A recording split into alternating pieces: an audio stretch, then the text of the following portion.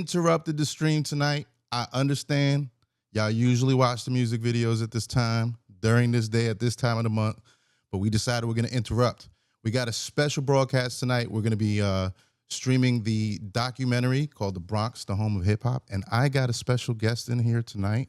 He is actually the creator of said documentary. What's up, man? Dr. Derrick Colon in the building. What's good? Yeah, man. How you been? I've been good, bro. Thank you. First of all, bro, thank you for doing this. Thank you for hosting this. Thank you for just believing in the project and believing in, what I do, man. So I want you to know I really appreciate that, bro. Nah, no doubt, man. Day. I like, a lot of people don't know, but I like documentaries, number one. So that's one thing for me. The second thing is that I'm very big on history. So I was punished a lot when I was younger. And I had to read a lot of encyclopedias. So facts and history were very important to me growing up, because that's kind of like that's all I had. That was like my family, right? Yeah, man. So as I grew up, what I realized is that I actually enjoyed that. I enjoyed knowing the history of things. I enjoyed knowing the stories behind what we see today, or who we are today, or what we've become, what we've evolved into as humans, art, music, everything. Yes, sir. Yeah, me too. Love documentaries, love watching behind the scenes, love watching the making of, movies, and that just fascinates me. And, so thus the documentary. Now, do you consider yourself a historian of sorts? Yeah. And that's just because of, the doctorate degree, my doctorate degree is in education. I've been a history teacher since 2002. Always loved history, even before I got into, teaching. So, as this started to kind of materialize, I felt like, you know what? And then I went and looking up, like, what is the definition of a historian? And I kind of fall into those categories. It's not that deep. It's just somebody who studies the deep aspects of history, Right. And I love historians. So yeah. So, some people consider it boring. But I guess I'll be a boring guy. I like history. I like knowing what happened before. They say if you don't know your history, you repeat it again, right? That's right. But I also think that there's a depth to it.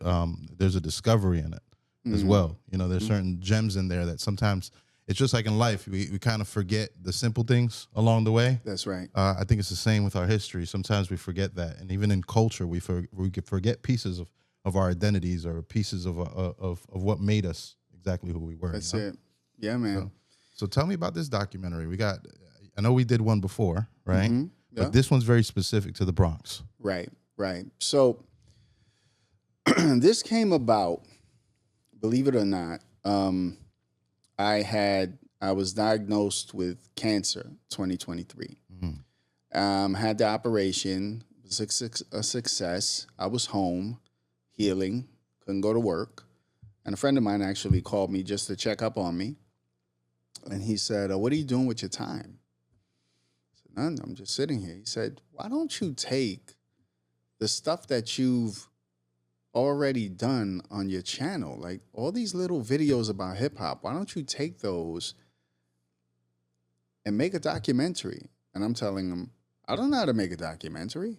I love documentaries. He said, well, then go watch your favorite documentaries. Get some ideas. I had nothing to lose. I was sitting there.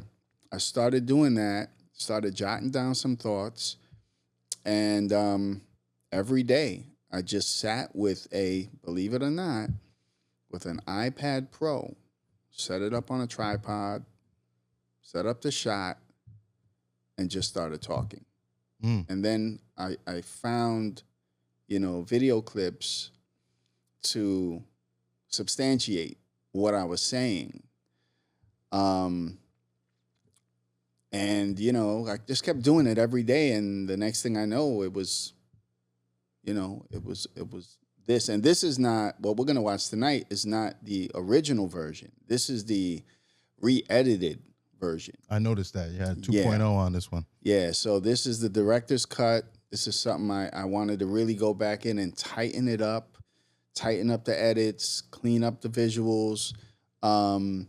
But that's how this comes about, and really just wanting to tell the story specifically of the Bronx because of, you know, some narratives that were going around, you know, kind of stating that, you know, the Bronx wasn't the home of hip hop, or the Bronx, you know, wasn't the you know, the grassroots area. Right. So I just dived in. Yeah. So, I mean, that is one of the questions here, right? Or one of the things that is addressed here. You know, I have seen it kind of circulate online, you know, that they've said now all of a sudden the South is the home of the Bronx, of hip hop, right?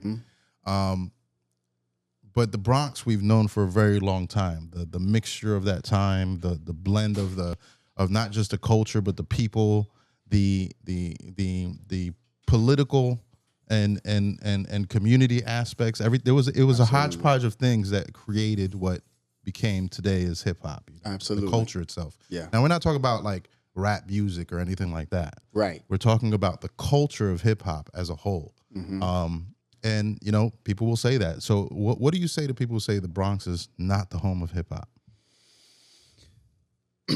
I think I just look at the architects, right? When we talk about Kool Herc, that's a Bronx dude.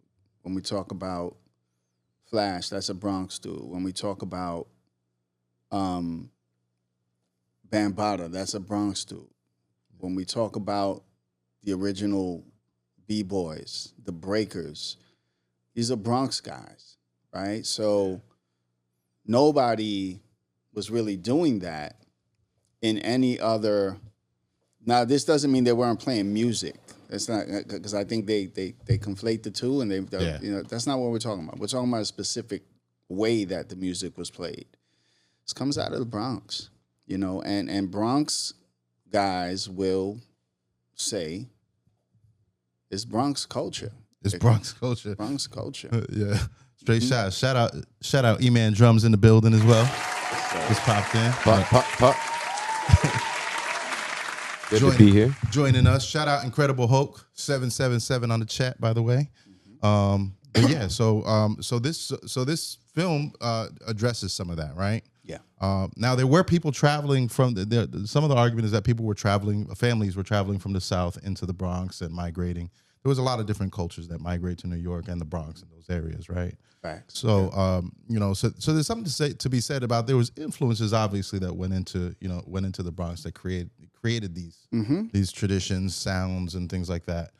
So I don't think there's an argument there, but the cooking up of the culture, I really do feel like it was there, and I think everybody that's from there has said that.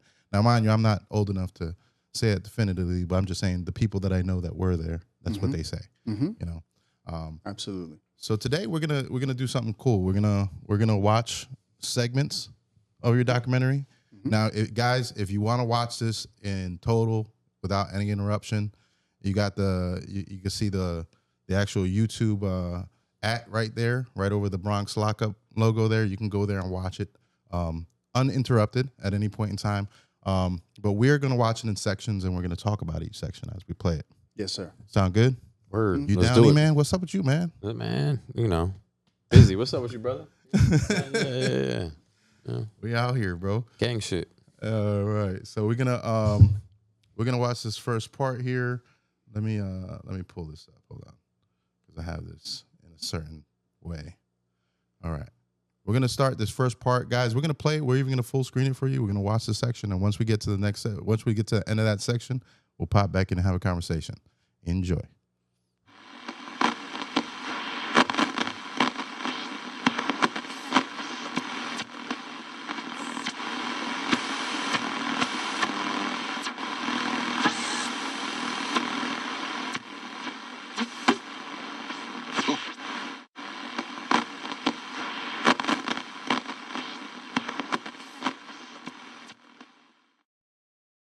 So before we get to this issue of the history of hip hop and its origins in the Bronx, we have to deal with this elephant in the room that is really trying to paint this picture that hip hop actually starts in the South in the 1930s. And they base this around some videos that they've seen of what they would call b-boys or breakers. There's numerous videos of people going to the floor.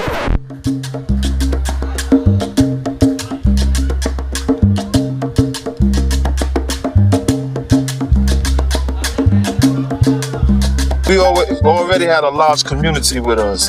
Once we left the gang movement, I had a large following already from the street gangs. So they just followed me to wherever I was going and where I was taking it. So when we started, it was basically for the Black and Latino community. But as we started going down into the late 70s, early 80s, that's when I knew once we started making recordings and we took it downtown to the Mud Club, the Grill, the Roxy, that a lot of people was going to get involved from other different cultures and races. That's when a lot of the punk rockers started coming up, hanging with us in the South Bronx and partying among Black and Latinos, where everybody thought it was going to be some type of racial violence and this and that. But as Uncle George Clinton said, one nation under the groove, and that's all the people was worried about. For the hip-hop culture, it started in the Black and Latino community, but it was always, the music was always colorless.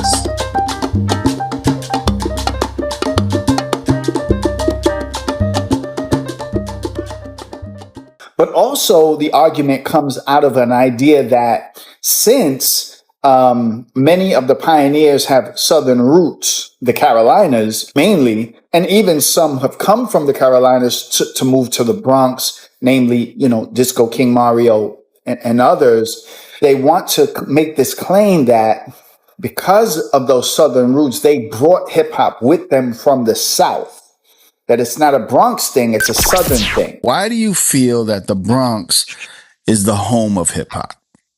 Well, first of all, it's not a question of why I feel it. That is the fact. It is. Plain and simple. I was there, so I know. All right? I'm a B-boy from 1974 up.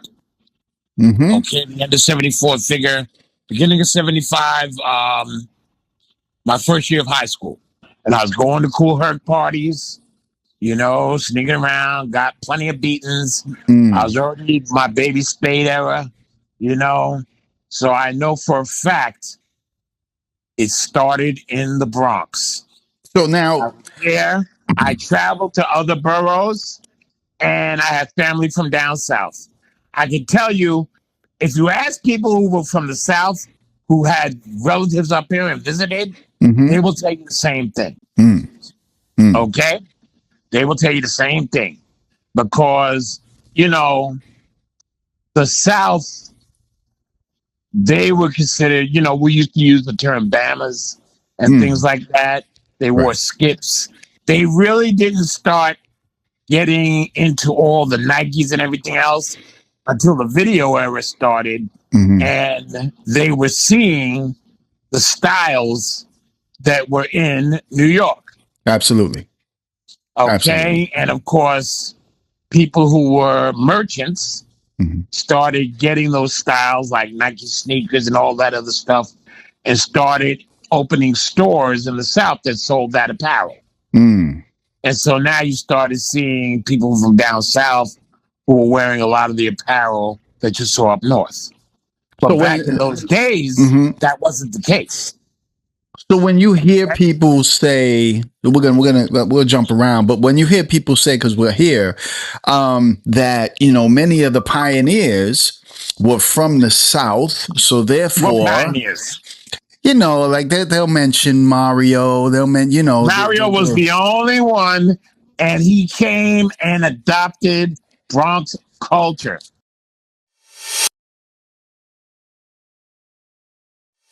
Southerners moving to the Bronx, but then going back to the South to visit, they were bringing, the cassettes, they were bringing things with them, and people in the South were blown away by what they were seeing. They weren't doing anything that the Bronx was doing. They weren't DJing with the breaks. They definitely weren't b-boying in the South. in the 1970s. So you mean to tell me it begins in the 30s and then it just died out and you never see it again until you get to the Bronx? I want to show you a brief clip from the Mills Brothers called Caravan, and just want to see, this is what they believe is b-boying in the South in the 1930s. Check this out.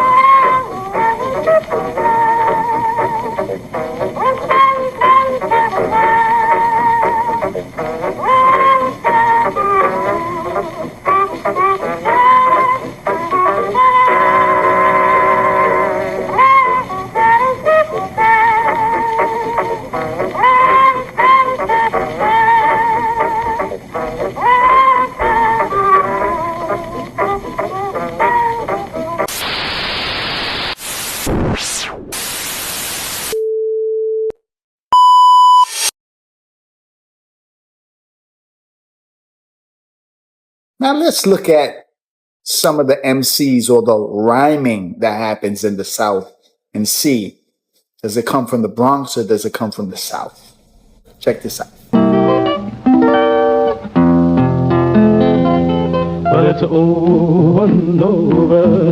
Oh, no, oh, no, I'm gonna ride on the women's side. Well, it's over and over. Oh, no, oh, no, I'm gonna ride on the women's side. Brother Noah, my God's talking, said he would ride on the wind and tide. Hey, stop still and listen to me. God walked down to the brandy sea. He declared that the evil was sent from man, and then he decided to destroy the land. He spoke to Noah. Noah stopped. He said, Noah, I want you to build me an ark. I want you to build it 3 cubits long. I want you to build it big and strong. I want it 50 high and 50 wide, so it will stand the wind and tide. It's oh Noah, oh Noah, oh Noah, I got to go to ride on the wind and tide. But I want you to notice the difference between that, which is just simply rhyming. It's rhyming. It's not MCing. That is that radio style rhyming. This is what MCing sounded like in the Bronx. And there's a big difference. Check this out. Introducing the crew, you gotta see to believe. We're 1, 2, 3, 4, 5 MCs. I'm Melly Mel and I'm rocking so well. And I'm Mr. Ness because I rocks the best. I'm Raheem, Hut in all the ladies' drink. And I'm Cowboy that makes you jump for joy. I'm Creole, solid gold, the key Creole, playing the role. Big fish with a furious 5+ Grandmaster plan, giving you a blast, show enough class. So to prove to you all we're second to none, we're gonna make 5 MCs sound like one.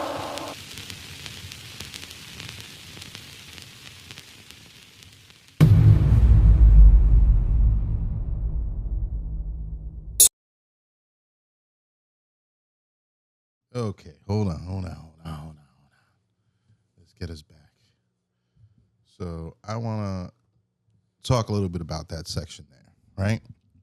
So obviously there's examples of people moving their body like a breakdancer, right? Humans have been around for a very long time, you know. There's also, people have been speaking in rhymes and rhythms for a very long time. And correct me if I'm wrong, but I think one of the main pieces that makes it hip hop culture is the breaks in itself. And it's when we talk about that hodgepodge, that thing that was cooking, it's like those are one of the ingredients in here. It's, you have the breaks, you have a specific way that people are rapping, a specific funk that they're moving in. Talk to me a little bit about that. I think, I had the beautiful opportunity to speak to somebody by the name of Skeeter Rabbit. and it's not the Skeeter. It was the Skeeter Rabbit that passed away. Skeeter Rabbit is an old school locker who was around, I think, with Don Campbell Lock.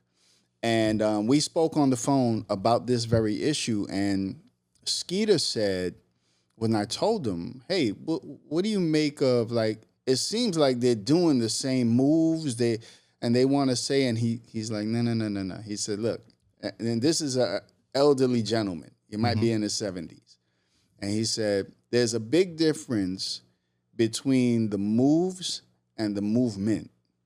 Those moves are not connected to the movement that was birthed. And this is a guy from LA. So he's a locker from LA.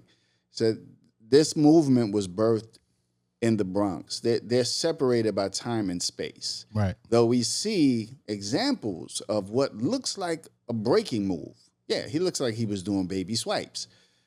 But that's not b-boying. That's not breaking. That's not, that. First of all, here's the interesting thing, Eric. When we talk about what we see on film, most of the stuff, now let me rephrase that. All of the stuff that we see on film when it comes to this old footage from the South, or these rhymers, or these, so-called b-boys, whether it's the Nicholas brothers, or it's always either in a movie or it's at a performance that was filmed for a movie. You never see this in the streets in real time. None. Yeah, so there's a whole culture and a movement behind it. Yeah. Yeah. Yeah. What you think, bro? I mean, I think for me, when I think of examples from the South that would make more sense would be like James Brown and artists like that have the breaks that are used and sampled in a lot of the hip hop stuff that we're familiar with. So I'd be interested in expanding on that and looking deeper into some of those like funk breaks and stuff like that may have been from artists that were from the South. Otherwise, the video clips that I've seen there, I can't say that was, like that I didn't see breaking in there. I didn't hear MCing like you had said in that video. So, I would be interested in exploring that more, like that, what some of those breaks coming from the South and how that may have influenced maybe New York and back and forth, you know what I'm saying? I think James Brown he traveled a bit, you know what I'm saying? And I think he also lived somewhere else. So I think that would be worth the conversation. Otherwise, I mean, you see what you see, right? And it's pretty plain as day, I'd say. True Teacher said, the motivating factor with hip-hop dance was the element of competition. It was a dance based on battling. That's what drove them to keep taking things to the next level. So shout out True Teacher for that gem right there. Yes, sir. Yeah. And the battle was definitely a big part of the culture here. Yeah. So the competitive nature of it. Whereas, like these films that you see, you don't really see so much that. It's just, they're kind of acting for the camera, and dancing around. But you don't really hear that on. I don't think I've ever heard of that on a street corner. No. Anywhere, but you do hear about it in the Bronx on the street corner. And I think the important thing to really stress, and I want to stress, is that this is not taking away from the incredible dancing that the Nicholas brothers did, that the Berry brothers did, that absolutely, the Sammy Davis Jr. Trio. He was part of a trio, and I forgot the name of that. These are incredible dancers, but they have nothing to do with the movement called hip hop, birthed in the 70s. Right. They may have just had elements that were into it.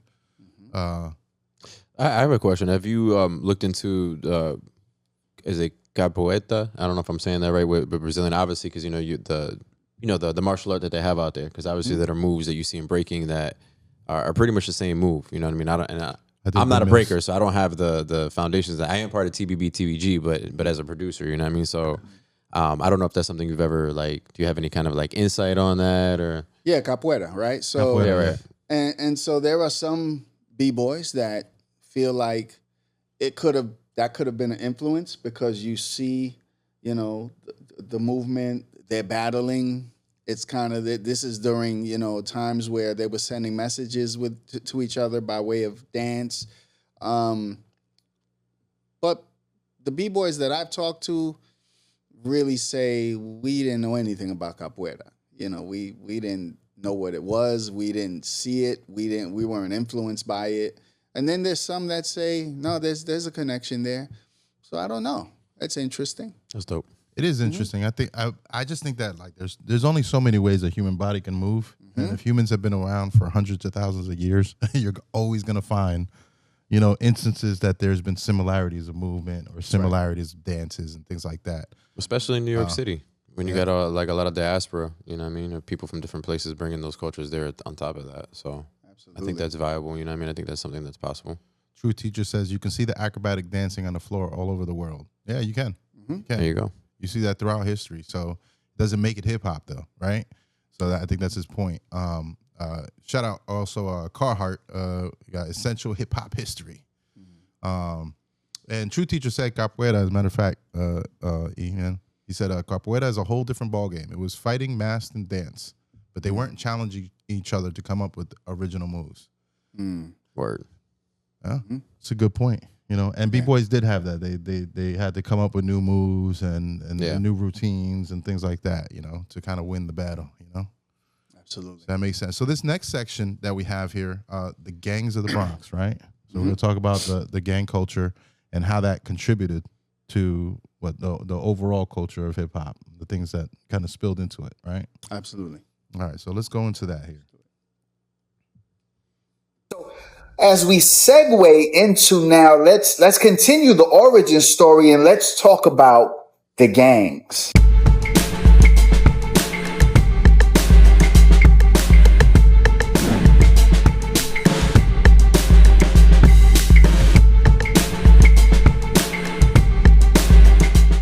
In those days, the meanest borough was the Bronx. If you came from the Bronx, you was bad. It all started up in the Bronx.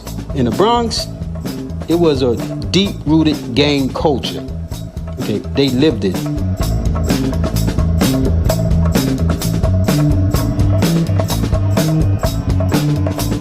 There was 101 gangs in the Bronx, so take your pick. Black assassins, peacemakers, Roman kings, young kids, deadly. Nice, you see them, the little kids.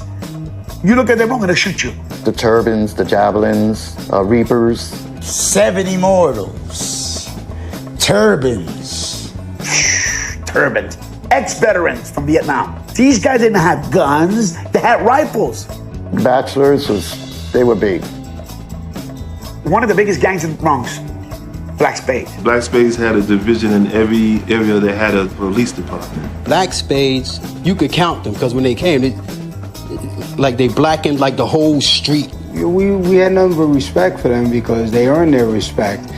The Savage Nomads. These guys, once they put those colors on, remember Dr. Jekyll, Mr. Hyde? That's where these guys turned mean.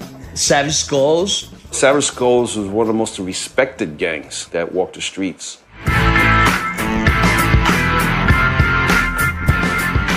Like it was gangs in the North Bronx also, and they were predominantly white gangs, right? And they was just as vicious as gangs in Central Harlem and the South Bronx. You had like gangs like the War Pigs, the Aliens, White Lightning, Junior KKK, Grateful Dead, and these guys were like a lot of guys, right?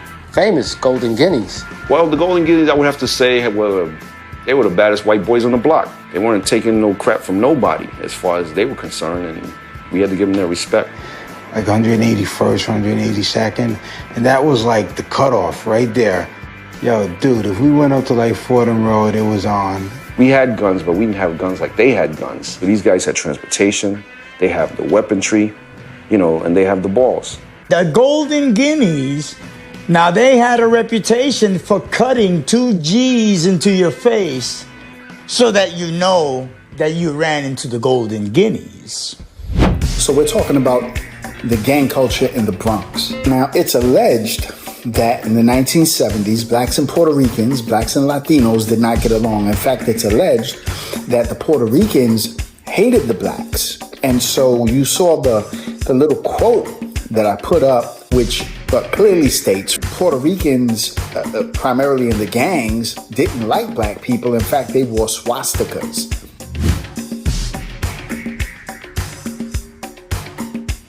So let's speak to that climate of the 1970s in the Bronx. You have to understand, you just saw the clips. It was heavily influenced by gangs.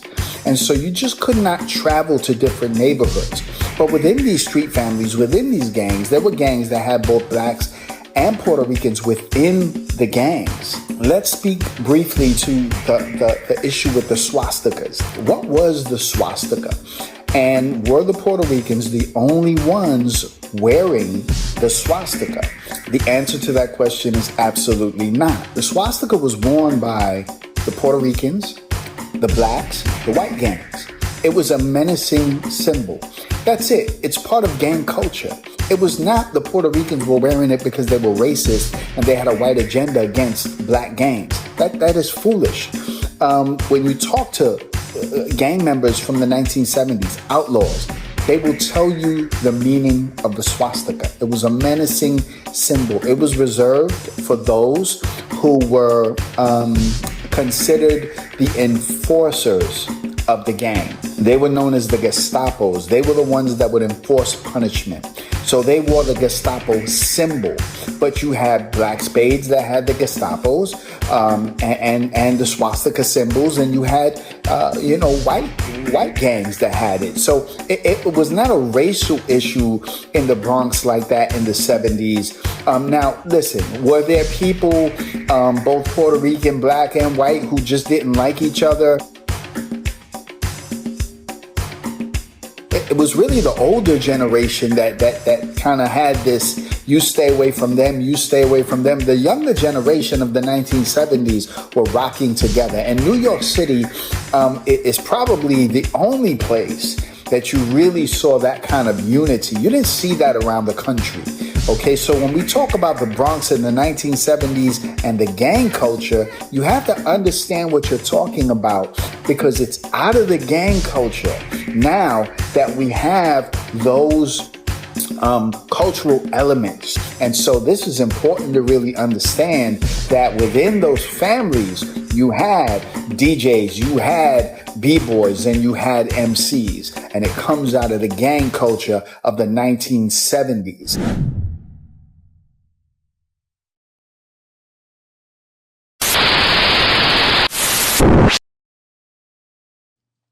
Okay. So let's pause right there. All right. So let's talk about this. The now everybody knows Zulu. A lot of Zulu came out of Black Spades. Obviously Bam was Black Spades, right? But all those gangs at that time were in the community, and they were all part of what made the culture what it was. So talk to me a little bit about that. I think, growing up, and I can't even tell you I remember what outlaws were in my neighborhood. Mm-hmm. I was in the South Bronx. And so, seeing these outlaws with the jackets and the cut sleeves and the rockers on the back and the fur on their thing, quiet as it's kept, a lot of them were formed to protect the neighborhood, right? Mm-hmm. They were sort of neighborhood gangs.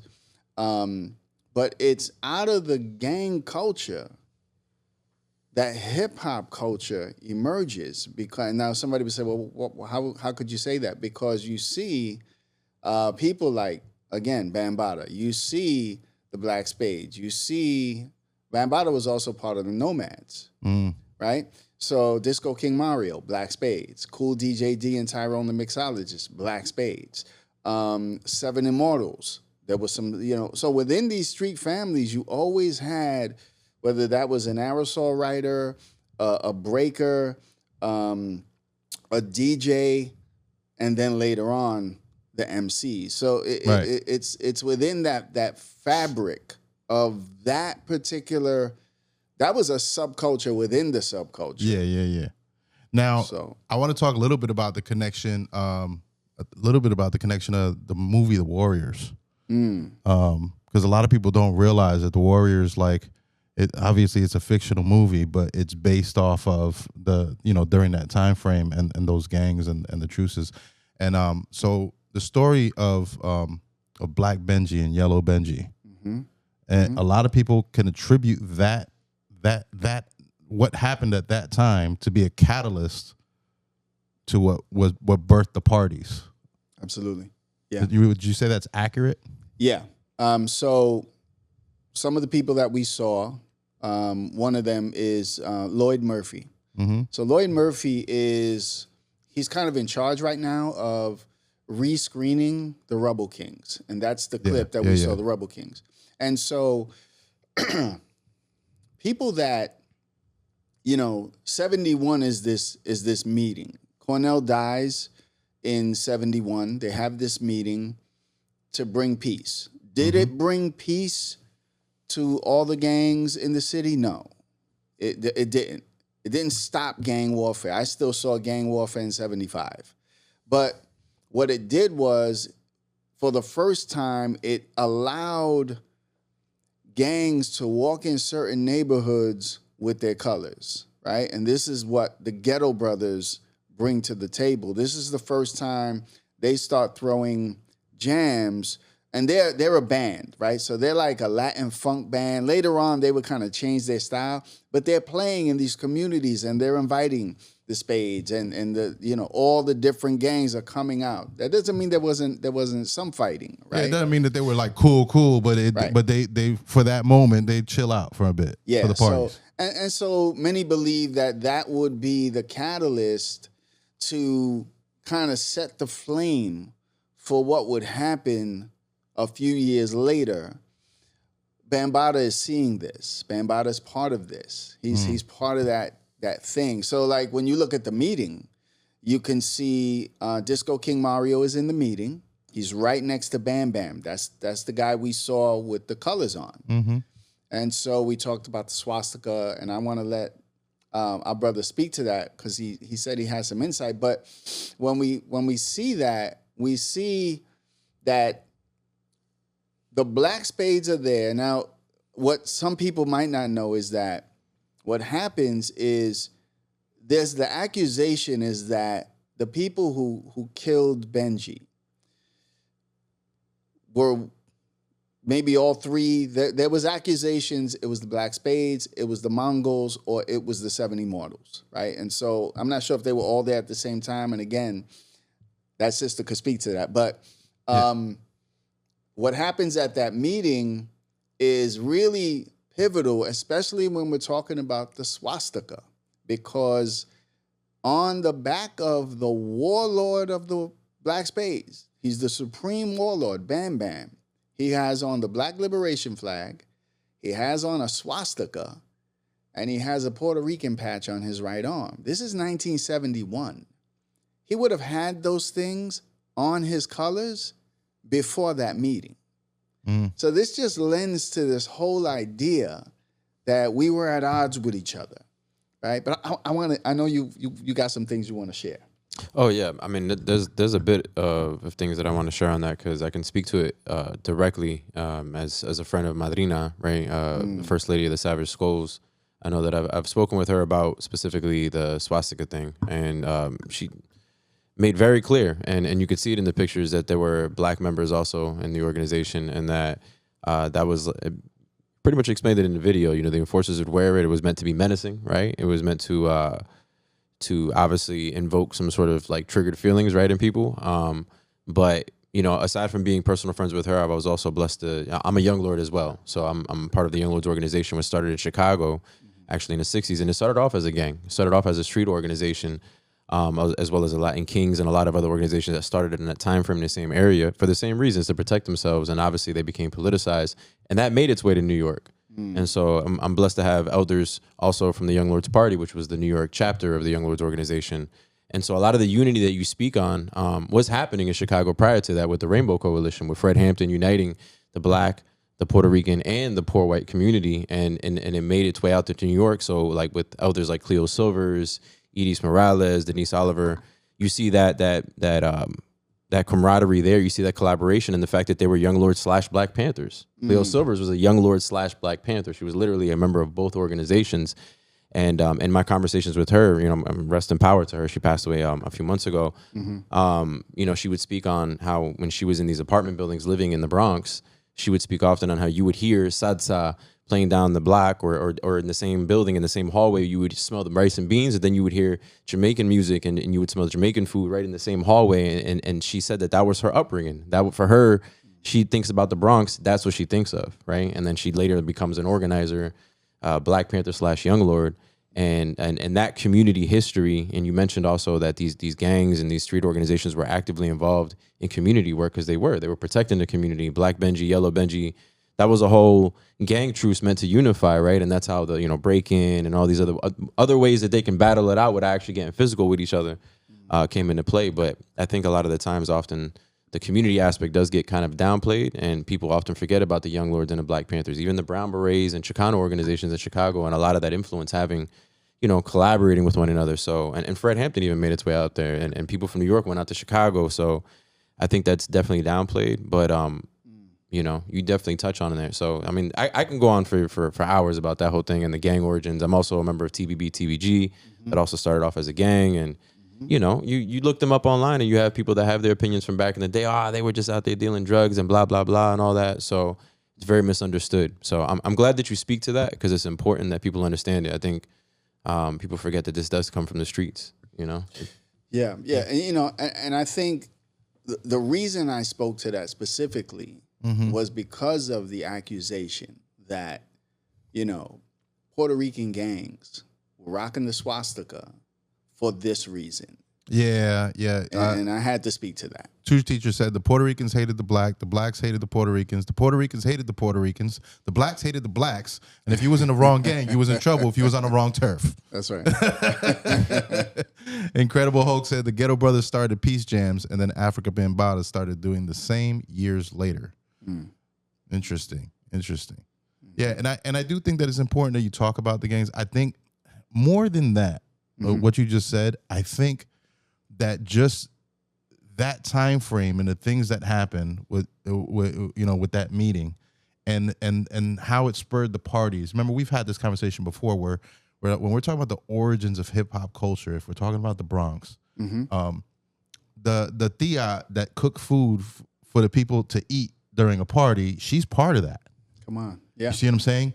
The gangs that are around her in that time, they're part of that. Everything's in this soup cooking this culture. And it's creating the environment for what would become a world phenomenon later. But really, it started in this pot. You know what I'm saying? So all the ingredients in that pot to me matter, and it's crazy to me when I talk to people about Rebel Kings or something like that, and they don't know.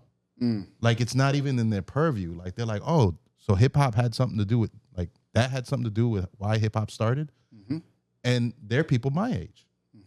I'm in my 40s. And you kind of should know this by now. That's how I look at it, especially if you love hip hop. But I realize that it's not common knowledge because people don't talk about it. So the fact that you brought it up, I'm really glad that you did, because I think that's an element that gets missed. Yeah, while we're on the Ghetto Brothers conversation, I had the beautiful opportunity to edit a recent video done by a brother known as the Microphone Prince, MC from the Bronx. Yeah, shout out Microphone Prince. And he put together this piece. It's like a musical experience. That's the way we described it. Where it's him, it's Thurston Howell III, it's L.A. Sunshine from the Treacherous Three, and it's Mr. Schick. And they tell the story of the Ghetto Brothers and how that incident brought about this spark that would start getting people to think a little bit differently, right? Yeah. And there's no doubt.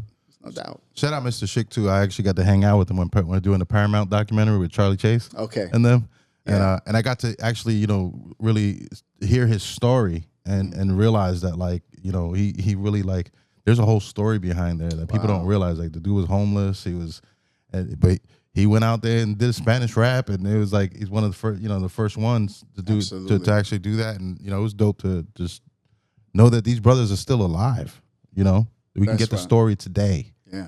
So that's why I think it's kind of crazy. Carhartt said, Carhartt God 89 said, what was the name of the Young Lords member that recently passed? Cleo Silvers.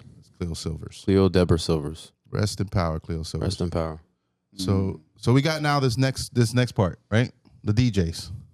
So let's check this out, and then we will come back to talk more about that.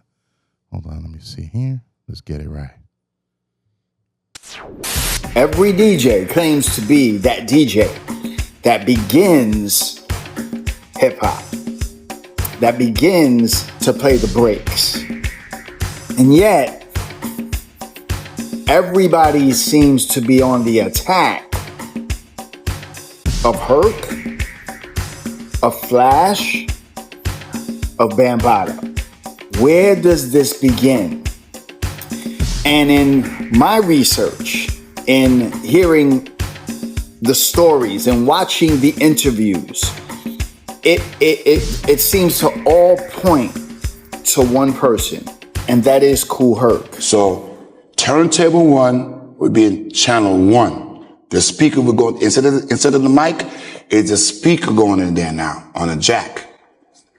All right. So the other turntable is a mic. It's channel 2. Enter where the mic will go, the speaker wire go into, and put the brain already have the speakers already. I have to worry about that. So now I could control my power from the preamp to the power. So now I don't have no headphones. I have to know my record. I have to incorporate myself in the record. Can you say that again? DJs in the beginning did not have headphones. No, I didn't have none. I didn't care. I just wanted to hear this music come out of this thing right here. Right. You know? And so I have to know the record. Yeah. Know when the band gonna break down, when they're gonna get up, whatever the riff gonna, I have to know it. So you really couldn't talk to me. You know what I'm saying? I'm focused on that right there. Then I'm noticing people's waiting for particular parts of the records to dance to. Yeah. So I'm visual, I'm watching it. So I'm saying, so let me try something out. So all the records I have that have those breakdowns in it, somebody had 2, somebody else had 1. I said, I'm gonna do a thing called the merry-go-round. You made it up? Yes. Okay. I thought the merry-go-round, all right? Because I talked to them. I don't gonna come and stop. I give them the benefit of the doubt. If I go buy a bunch of records and I'm feeling certain stuff, I said, listen, I went shopping. I think this is the joint, listen to it. You just can't throw it on, you throw them off. Oh, you doing? You right. I come from that. You know what I'm saying? So I gotta give you the benefit of the doubt. Right. And if you like it, and if I like it more than you like it, I'm gonna play it. And if you like it more, if we both like it, we're good to go. But it's something I know is gonna hit the radio if we ain't feeling it. And trust me, sometimes they hit them when they leave the party, or 2 days later, yo, that's the record her playing. So now when they get used to it, the radio's burning it up, and I don't give it to you before the radio starts to play, it's old to me and you now. It's on to the next one. Let's go back for a second. With August 11th, 1973, 1520s. We can't come back there no more. We can't? We can't come back to 1520 no more. It's like an island coming from under the sea. Yeah. 73 broke ground. Everybody said there was no party like a Kool Herc party.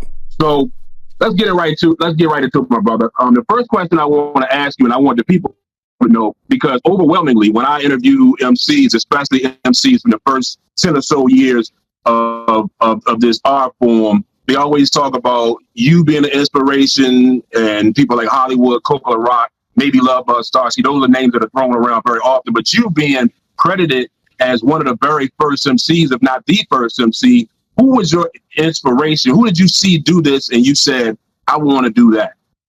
Well, of course, it was Kool Herc's crew.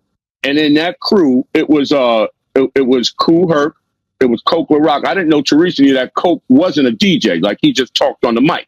I didn't know that, but I just recently, maybe the last couple of years. And then he had Timmy Tim and Clark Kent. It was Timmy Tim that was my favorite, like the way his voice was. So rhyme-wise, Timmy Tim and Coke Rock and those guys, what they were saying on the mic, were they saying 16-bar rhymes, or they were just saying kind of nursery rhyme sentences, and were they on the beat? No, they were saying like maybe 1 or 2 bar phrases, you know what I mean? Like nothing on beat. It was like heavy echo chamber, so it was like real trippy. but but his system was so good and it sounds so clear. Like it was almost like, it's like he opened up another dimension of sound, would sound like that, because everybody had the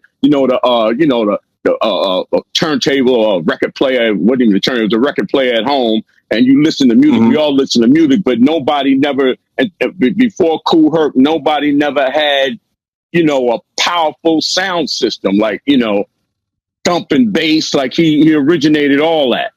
And the mic was crystal clear with the echo. Like I said, it was like almost like you stepped into another dimension, because everything was always, like real trippy, like he was in, like literally like he was in another dimension. And then he had all the joints. He had, Apache, all the joints, a Mexican, Babe Ruth. He had, it was just, it was another world, the difference between Kool Herc and anything else that was happening back then, it was a whole nother world. Everybody's claiming something, right? And I notice Herc doesn't really come at people. He just tells his story. Here's a DJ who comes out of Jamaica, who comes out of Trench Town, who comes out of those conditions. In a sound clash, DJ crews known as sound systems pit their skills against each other, fighting for the crowd's love and a place in history. Originating in the streets of Kingston, Jamaica in the late 1950s, sound system and clash culture predates dancehall, reggae, and ska. It started with sound systems pulling up on the street, equipped with an assembly of huge speakers, turntables, and mics. Their ultimate goal? Outblast the neighborhood's other sound system. In 77, Wiz, he goes and he starts, and gets sets up a battle against Bambaataa. Now, it wasn't me, because Wiz is always the one like, yo, let's go battle them, let's go get them, let's go battle them. Back in those days when you DJ'd, there was a lot of player hating, there was a lot of animosity, you know what I mean? And they wanted to get at you, and they would talk a lot of trash, you know what I mean? There was a lot of trash talking back in those days. That's part of hip hop too, you know what I mean? We come in there with the most equipment that we could find, piece together, you know what I mean? Odds and ends, speakers, from here and there and everything. And we think we're ready. We go in there. So I have the nerve to put on We Will Rock You by Queen. So I put it on, and it comes on, and it's like, doom, doom, cha, doom, doom, cha, doom, doom, cha, doom, doom, cha. Audio rolling, making big noise, playing in the trees, you know what I mean? I'm here like Mr. Biggs, who was an MC for Bambaataa, got on the mic and bellowed, Casanova, turn up your system. We can't hear you. I'm like, okay, try to crank it up. Said, doom, doom, cha. Do, do, cha, do, do, cha, do, do, cha. He was like, Casanova, we still can't hear you. This is what it sounds like. Put on the same record. Boom, boom, cha, boom, boom, cha, boom, boom. Yo, we just like, okay, grab the wires. Let's, let's get, start unplugging shit. Like, yo, let's get out. Herc come from Kingston, Jamaica. He brought over a style that was perfected from home, but they were calling it toasting and dubbing. Herc, once again, is the person that started off this whole set. He's the beginner. And not only that, he had a well-respected sound system. The first reported clash was between two prominent names in sound system history. Tom the Great Sebastian, created by Tom Wong, whom many credit as a forefather of the scene, and Count Nick in 1952. Ex-policeman Arthur Duke Reed is another icon. He ran one of the most popular sound systems of the 1950s, called Duke Reed's The Trojan, and was infamous for firing a pair of revolvers, rallying up the already aggressive crowd even more. The central figure of a sound system is the selector, who's responsible for picking which records to play. Selectors were so revered for their choices, they became celebs in their own right. Ainsley Gray was one of the best-known selectors of the 1980s, leading sound systems like Kilimanjaro and Stereo Mars to victory.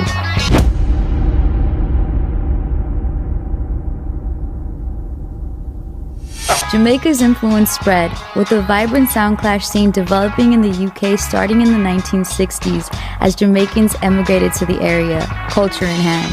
Sound systems also arose in Japan, Sweden, Finland, Italy, Germany, and Canada.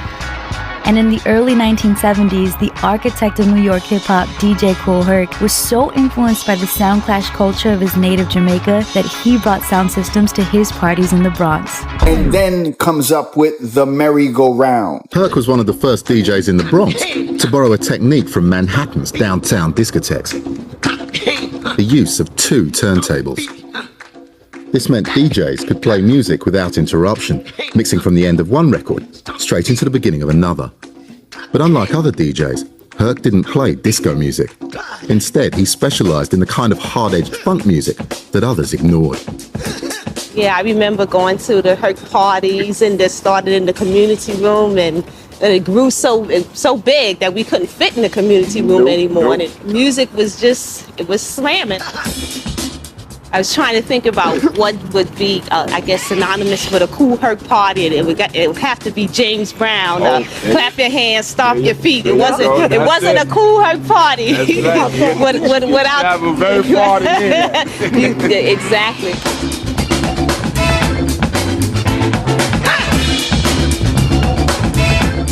What singled out Herc as a DJ was his keen eye for crowd reaction.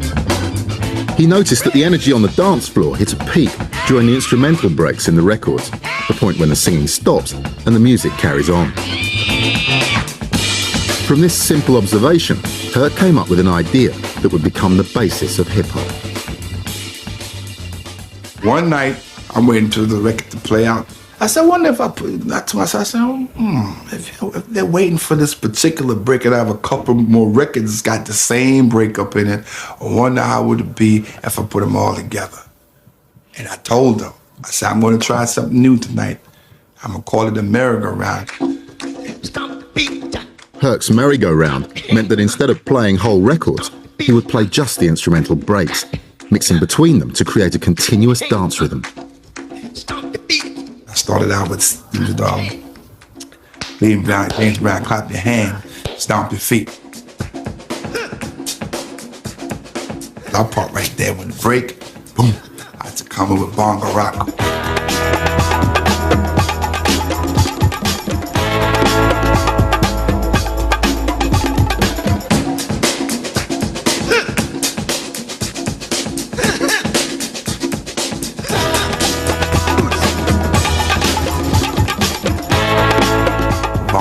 Still no vocals in it, and I would go into Baby Huey, the Mexican.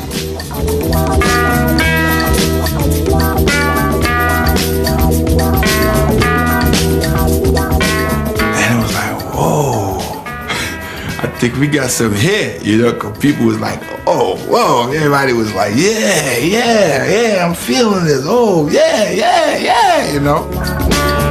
The instrumental breaks on the records became known as the break beats, and Herc's merry-go-round formula of mixing between them provided the blueprint for a new music. Oh man, Kool Herc was the first person I ever heard that do anything like that, Because I'm used to being in the house with my mother and we pull a James Brown record on and just let it play through. Kool Herc would play the break part back and forth, and that really astonished me. I was really impressed when I seen that, something like that, because I'd never seen anything like that before. I want to acknowledge the DJs who are playing the breaks.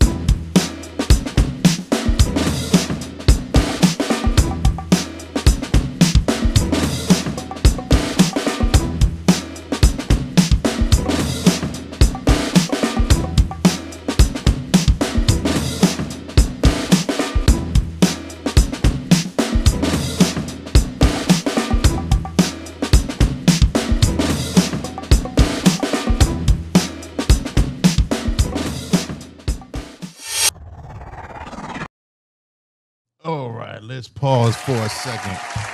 Good stuff, bro. Number one, shout out to you for putting all that together. Oh, man. That was Thank dope. you.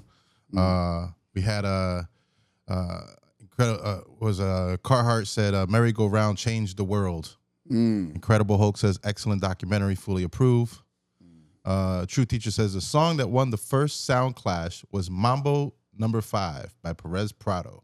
And Incredible Hulk says I see Puerto Ricans in that crowd. Yeah. What's interesting about those that footage, the black and white footage or the old looking footage, those are Kool Herc's 8mm films. So he took these. The first one was at 1520.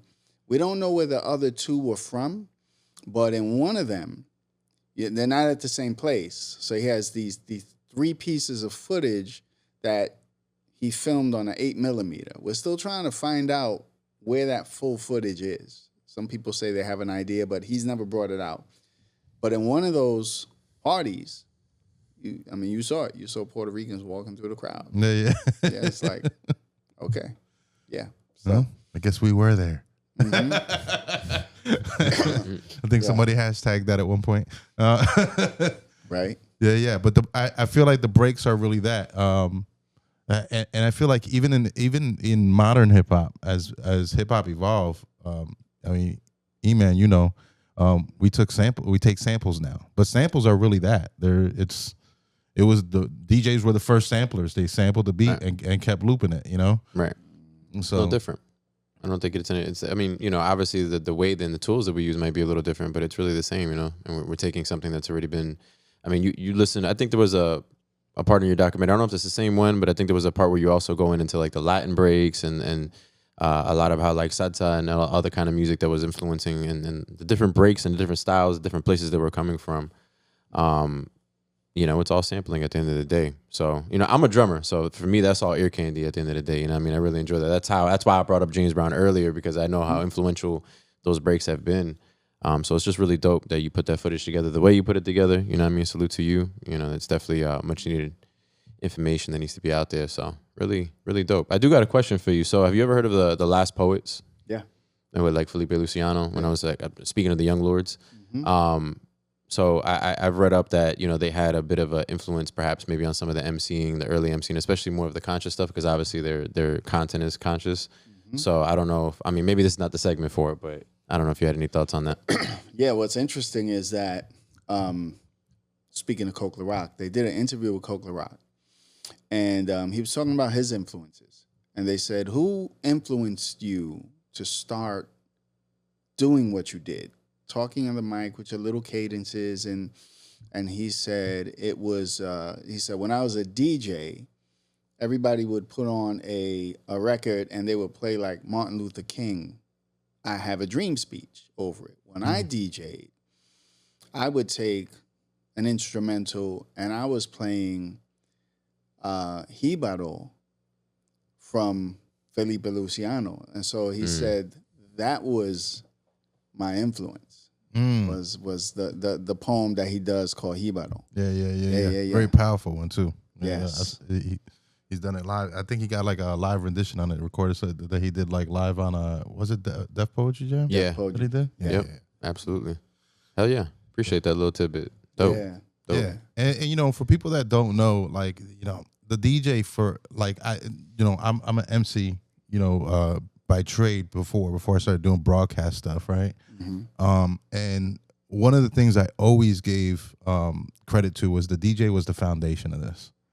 Like, they really laid the groundwork for what the culture was going to be, and they laid the environment for us to really to have a good time, to come up with rhymes, for the b-boy to dance. You know what I'm saying? So it's like they really were the foundation of that. So it's really dope to see how it came out and just see the mindset of Kool Herc and how he, was thinking about, when he came up with the merry-go-round and stuff like that. So it's all these things, all these little tidbits, they're all parts of pieces in the pot, right? Ingredients in the pot. That's right. Yeah. So, yeah, good stuff. So is he like the sofrito? I don't know. No. He's the vessel for the sofrito. He's the vessel for the sofrito. He's the sofrito container. So this next part is the breakers, right? The breakers. I feel like, and this is another group of people that I give a lot of respect to, because I feel like when it came to the industry coming into the culture and taking pieces of it to then create commercial music, the B-boys I felt like were what kept the culture alive for many years. Yeah. They're what really kept the feel to it, and they were to me, they bridged the gap in a lot of ways during the 90s and early 2000s. Here's what Charlie Rock says, and I've heard others say this. They say that the foundation of the culture, because most people, when they're talking about the culture, they're talking about the DJ and the MC. Yeah, the MC is not a thing yet. The foundation of the culture is the DJ who plays the breaks and the B-boys. And Charlie Rock says the B-boys are the X factor. Like he went on to say, there is no hip hop culture without the B-boys. I'd say I agree with that. Yeah, I definitely agree with that. Yeah, they even brought the style to the table, because they were the one that weren't scared to wear the stuff that everybody else was. You know? Yeah, my early experiences with hip hop have been the breakers and the DJs together. You know what I'm saying, as well as the graffiti in the background. But yeah, that makes sense. Yeah, you know. no. Yeah, that's facts. All right, well, let's check this segment out. Let's talk about the breakers. So this is really about telling people what the true history of B-boys and the beginnings, and setting the timeline straight and what did and did not happen. And the style, what we like to call burning, you refer to it as rocking. Right. You know what I mean? That's what was taking place late 60s, early 70s, before we started hitting the floor, spinning around. That's right. You know, that wasn't occurring yet. And burning was more of a freestyle kind of a thing. It involved a lot of showing up the other person, embarrassing them. You know, you mush them in the face, you do all kinds of stuff. Right. A lot of style, a lot of comical stuff with it. All right, but we weren't hitting the floor yet. So you get a lot of people who are those early cats, like my man Dancing Derrick Colon. I would say 1974, 75. I first saw it in 75. They might have been doing it in 74, okay? But 73, it wasn't b-boying the way we know b-boying. Not that I saw, and I was around. It wasn't that kind of b-boy. It was the standing up, the pin drop, dropping back, maybe a split, you know, something you might see almost like on Soul Train, the locker dancer kind of thing. You see some of that. But the spinning on the floor and all those things that the modern b-boy, what you would recognize as the modern b-boy, that's not till around 1975 somewhere. There seems to be some misconceptions when it comes to the term rocking. There are those who believe that the Puerto Ricans were rocking and the African Americans were breaking. But it's important to understand the term rocking is interchangeable with breaking. So that's a misconception. The original foundation, called the rock dance, is the head. And that would be the inspiration for rocking or breaking or going off. Get it? So it goes like this. It's rocking, it's top rocking, it's down rocking, it's floor rocking. Those are terminologies that were used early on. But when we talk about rocking in connection to breaking, we're not talking about the rock dance. The rock dance is the precursor to what would come to be known as floor rocking, top rocking, up rocking, down rocking, okay, going off, breaking. Those terminologies are synonymous. In fact, when you look at the early crews, you had the Bronx Boys Rocking Crew. You had Star Child The Rock. You had the Rockwell Association. You had the Rocksteady Crew. You had the Dynamic Rockers. Okay, you had Scrambling Feet Rockers. This is paying homage to the original dance that was called rock. There is a connection. But when we talk about rocking, we're talking about breaking. This is not a separate dance that only happens up top. It starts up top, and then it goes from top rocking to down rocking or floor rocking. There's a recent documentary that just came out called Breaking on the One. And the opening scene is a police officer, and he talks about how he arrests a bunch of kids that were in this circle, and he really didn't know what was going on. And so he arrests them. And when he, starts to try to investigate what was happening, he kept hearing them say, "We were just rocking. We were just rocking." And he says, I'm trying to find the rocks that they're talking about. You see, so that term, rocking, is interchangeable with breaking, but the foundation of all of this comes from the rock dance. Party people, can yo get funky? Suicide and Force, can yo get funky? The Zulu Nation, can yo get funky? Yeah, just hit me. Going way back, the New York City B-Boy timeline. Hip-hop culture is from the Bronx. In its formative years, DJs extended the breakdown. That dance style we did to those extended breakdowns was known as breaking. Those that got down to the breaks were called B-Boys. This was the birth of hip-hop culture as we know it. In this episode, we will examine the earliest B-Boy footage we can find of New York City B-Boys that can be objectively presented within the hip-hop context and trace a B-Boy lineage to their teachers and mentors in breaking until we can't go back any further. Sit back, relax, and enjoy.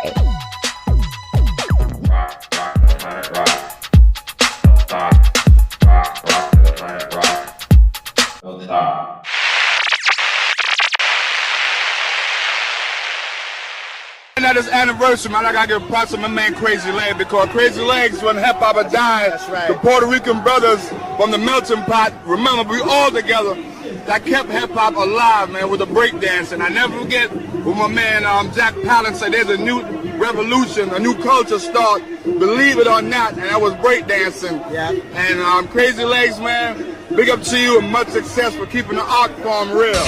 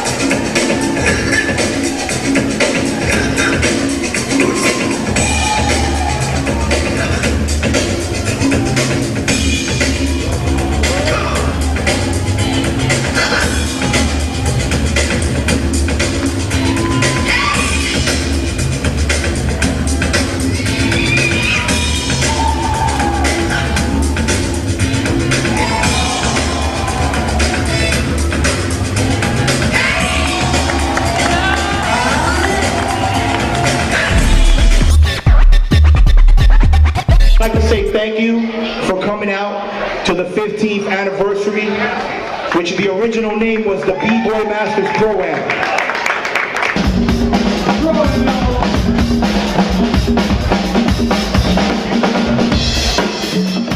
The annual Pro-Am Urban Art Expo has been taking place in South Beach and Miami since 1997.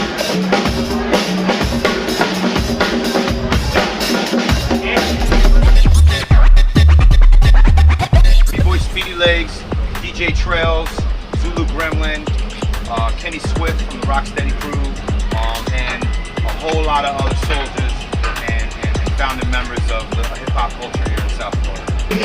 In 1996, I felt I wanted to be able to educate people on the dance style that I gave almost 30 years of my life to. The event is usually 3 to 5 days long and draws thousands of people from South Florida region and across the globe.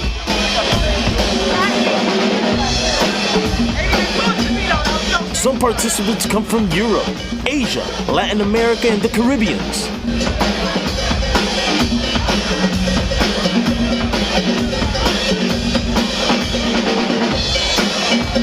Don't forget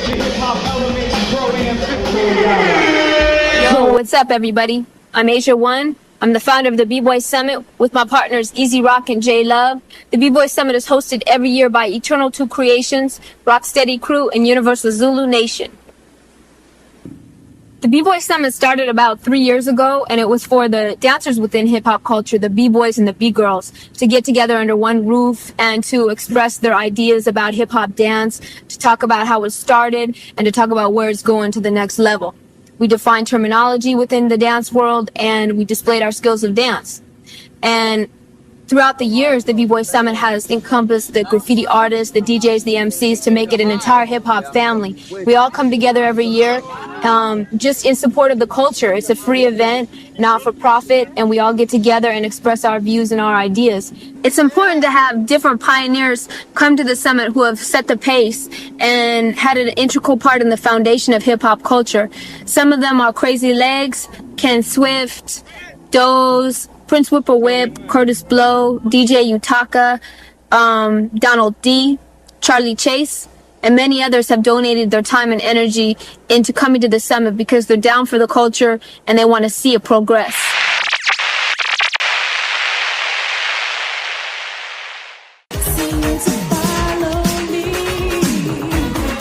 Bronx Rockers, Chino, hey, come on. Yo, this Beach Street, let's serve. Well, the Bronx Rockers are here, man. Yo, it's Beach Street, man. It's Beach Street. They gon' battle, man.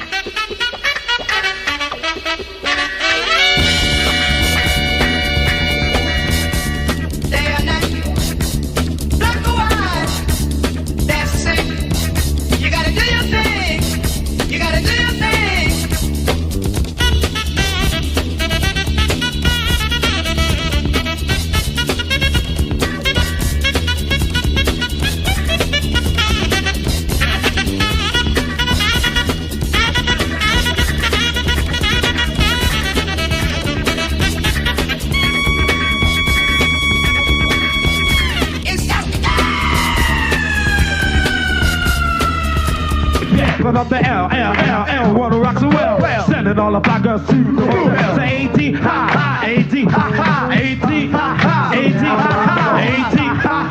Back to this song, oh boy. You know the white Gujarat's gonna. My goal is the same. I ain't for fame. I don't pop no game. He don't need no chain. Put the shame because I have a brain. Abbreviated is a never play. Never brag about my crew, but you know what we can do. Don't have the LP, but we're not blue. I'll rhyme some choose to set the mood. If it won't bother us, we won't bother you. We're the cold first crew, that's what I said. All your whack MCs, get it to your head. And to listen to me speak as I reach my peak. Because I never bought a rhyme, I never repeat. Keep ha ha, ha ha, ha ha, ha ha, I throw this song. Here's an image of a trophy, the Best B-Boy 1978, won by track 2 of the legendary star child LaRock, in which he shared this trophy with his partner, Spy. Here's a famous battle in 1977 between the Zulu Kings and the Shaka Zulus. This takes place at Junior High School 123, and many of the Shaka Zulus were Latino.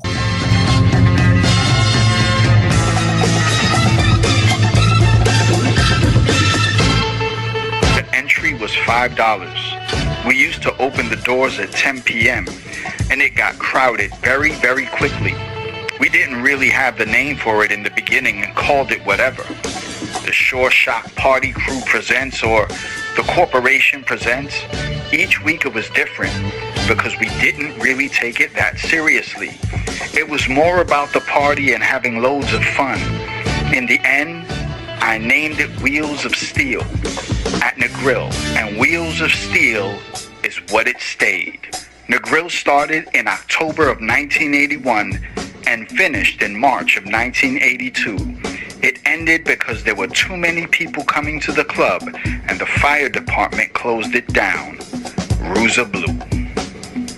One of the great famous battles that takes place at Negril is the battle between Rocksteady Crew and the Floormasters. These battles were always looked forward to. Wow, so just to give the audience some background in terms of this like really critical early hip-hop history, Negril was a Jamaican spot, a club on 2nd Avenue, 10th, 11th Street, something like that. And this spot, you go into Negril and you had to walk down. So it's kind of like a basement club, but it was a full-on establishment. It wasn't like a low ceiling or nothing. But this place had reggae going on. Major reggae acts would come through and perform, and that's what Negril was about. And then this English chick came on the scene, and she hooked up with this brother named Michael Holman. The English woman's name was Lady Blue, and she threw this hip hop party and had, I think, maybe Theodore was on one of the first flyers and a couple of other people. I think they maybe even got somebody like Phase 2 or Buddy Esquire, the original guys that did the old school flyers, to do the flyer. It was Phase 2. Phase 2, rest in peace, who recently passed away a few years ago.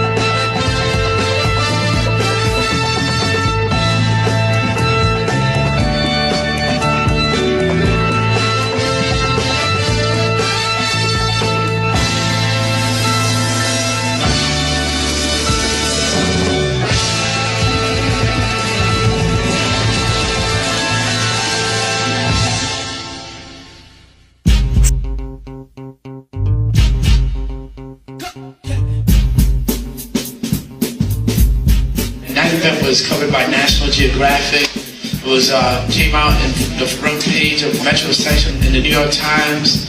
It was also in 2020.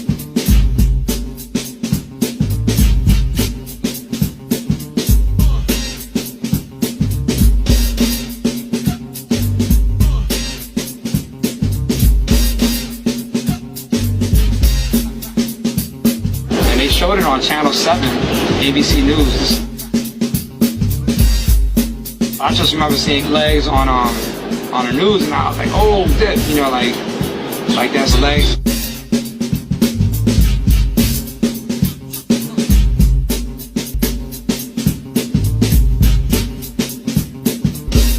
One day I was watching TV and I saw Rocksteady on TV, and I was like, whoa, if they can do it, we can do it.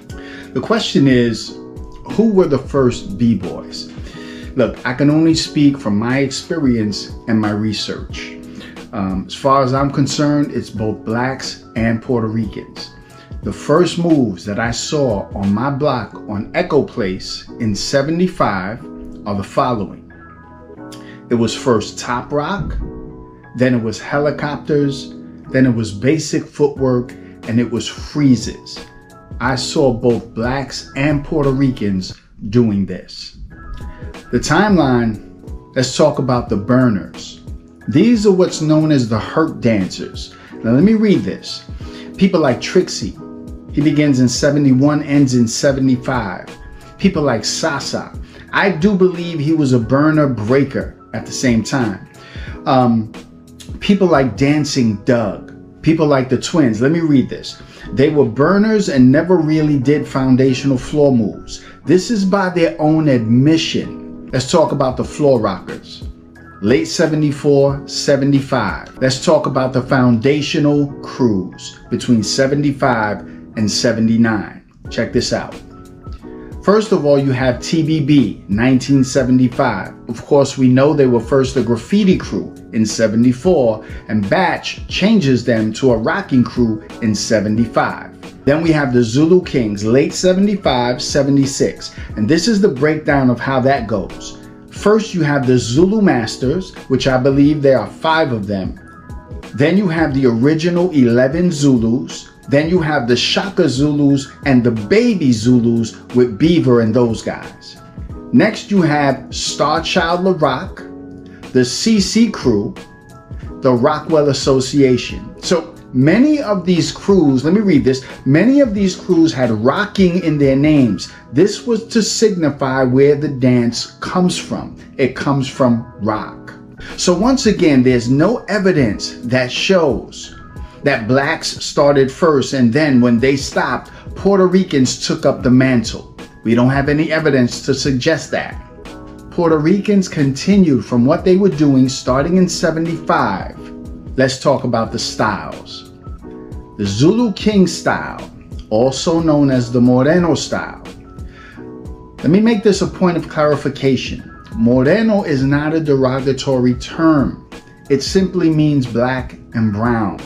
Puerto Ricans use that term amongst ourselves. The Zulu style is more of a sporadic style. It does not lend to the ability to go into spins. It did not seem complete. So the one B-boy that you can look at and see that original Zulu style is Frosty Freeze, rest in peace. The style that continues to this day is the style that the Puerto Ricans brought. These are facts. We laid foundation to the moves and the development of the dance. Now keep in mind, all black B-boys did not stop breaking in the '70s. That's a myth. The ones that continued switched over to the style that the Puerto Rican B-boys developed. Black breakers learned from Puerto Ricans, and Puerto Rican breakers learned from blacks. We learned from each other. But the style is Latino in its essence that you see today. So the evidence is clear that breaking comes from both blacks and Puerto Ricans from the beginning.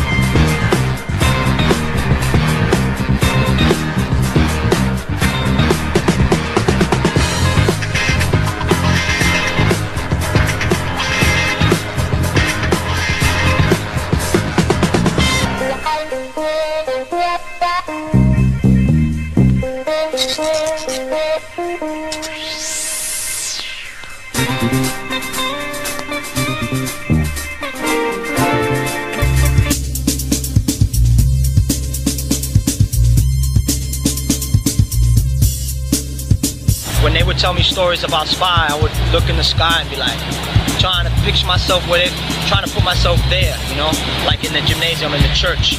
And when I saw him break, I was like, wow, you know. It's just like this energy around a person, you know what I'm saying? There's an energy around people that, you know, the stories are the stories. There's a reason why they're being said.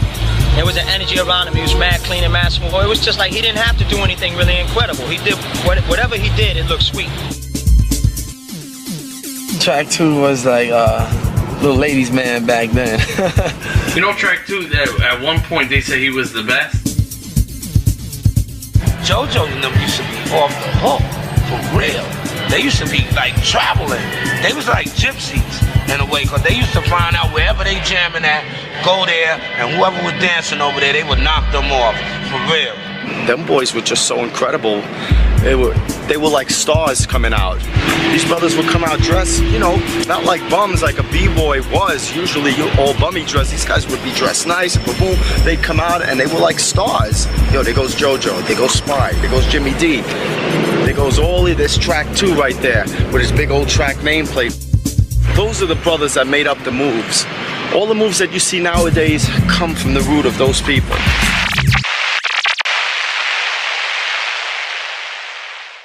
Yeah, just hit me. So what we have seen from the 90s to the 80s to the 70s, that all of the moves that we see come from the foundational B-boy crews. Thank you for watching. Time to chase your dreams about the streets, make your body sway, socialize. Get down. Let your soul lead the way. Shake it now. Go, ladies. It's a living dream. Love, life, live. Come play the game. Our world is free. Do what you want but free.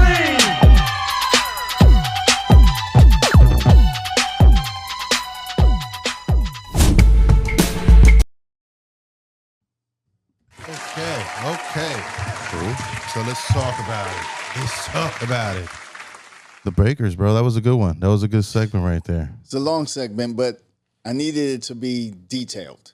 Yeah. I wanted to take it through the generations. Beginning, I could have been to the 2000s, but really the 90s, the 70s, the 90s, the 80s, the movies in the order, and then go back to the foundational crews where you can't go back any further. Right. This is, what I wanted to come across. I hope I did. Yeah, I know. I noticed that you went backwards. So was there a reason? Was it that you were tying it right to the foundational crews there, right? Right. So shout out to chat. They were going in. True Teacher. They said, "Oh no, not the congas." They said breaking is big in Egypt and the hoods. They blend it with their own dance too. There's this one thing they do with machetes. Puma Windbreakers said Incredible Hulk. Straight Man did Cool Herc Flyers too. Incredible Hulk said, yes, rock equals Porter Rock. True Teacher says, see, that's the aggression you see in Alien Nest that I'm talking about. Yeah, that's, shout out to him. He was, and then also said, my knees were never that young. I don't think mine were ever that young either. Shout out B-Boy Dolo. I saw him somewhere here in the chat too. I almost thought it was him for a second, for 2 seconds. Right, yeah, at first when he came on. Yeah, when he first came on and stuff like that. But yeah, I feel like when we're talking about crews of b-boys, we're talking about like for me, I was born in '79. By the time, now mind you, I was born into hip hop. By the '80s, by the time I can remember, anytime I can remember, I was in New York. I was in Long Island at the time, and they had the breaking classes down the street. My older brother used to go to them in the community center, and so breaking has been around since I can remember. But by that time had already evolved to where it was at that time. But it's always been instrumental to the culture of hip hop for me. So, and I've always been around it, whether we're talking about Zulus, whether we're talking about Rocksteady. There was a point in time when I was in Orlando, and I was living out there, and I was locked in with Pomelands, who was locked in with Rocksteady crew. Wow. You know what I'm saying? Yeah. So this has always been like part of the culture. And they've always been, like I said, the bridge, to that feel. You know?